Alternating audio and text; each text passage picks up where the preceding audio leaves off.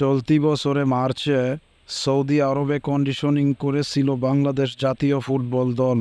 সেই ক্যাম্পে যোগ দেওয়ার কথা ছিল বাংলাদেশি বংশোদ্ভূত ইংলিশ ফুটবলার হামজা চৌধুরীর, কিন্তু বিভিন্ন জটিলতায় বাংলাদেশি পাসপোর্ট হাতে পেয়েছিলেন না তিনি, যার ফলে তখন দলের সঙ্গে যোগ দিতে পারেননি এই ফুটবলার। তবে এবার বাংলাদেশের হয়ে শুধু মাঠে নামার অপেক্ষায় হামজা, কারণ বাংলাদেশের হয়ে খেলতে পাসপোর্টের পাশাপাশি ইংল্যান্ড ফুটবল অ্যাসোসিয়েশনের কাছ থেকে অনাপত্তিপত্রও পেয়েছেন তিনি। এরই মধ্যে হামজাকে নিয়ে বার্তা দিয়েছেন ফিফা।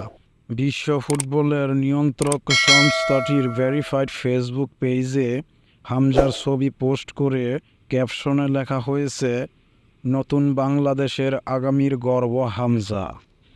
এদিকে গত মঙ্গলবার 24শে সেপ্টেম্বর বাফুফের সাধারণ সম্পাদক ইমরান হোসেন তুষার সাংবাদিকদেরকে বলেন, ইংল্যান্ড ফুটবল অ্যাসোসিয়েশন থেকে আমরা হামজার বিষয়ে ছাড়পত্র পেয়েছি, এখন ফিফার কাছে পাঠিয়েছি। আশা করছি 1 মাসের মধ্যে হামজার বিষয়ে সব কিছু পরিষ্কার হবে।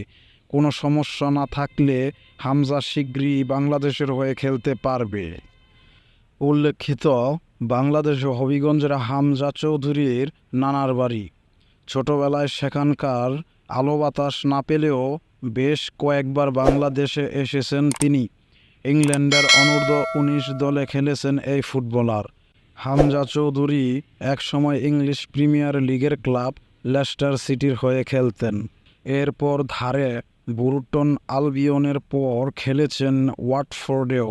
বেশ কয়েকবার তার বাংলাদেশে খেলার ব্যাপারে গুঞ্জন ছড়ায়। এবার সেই গুঞ্জনই বাস্তবে রূপ নিতে যাচ্ছে। সব ঠিক থাকলে আগামী নভেম্বরে ফিফা উইন্ডোতে বাংলাদেশের জার্সিতে দেখা যেতে পারে হামজা চৌধুরীকে।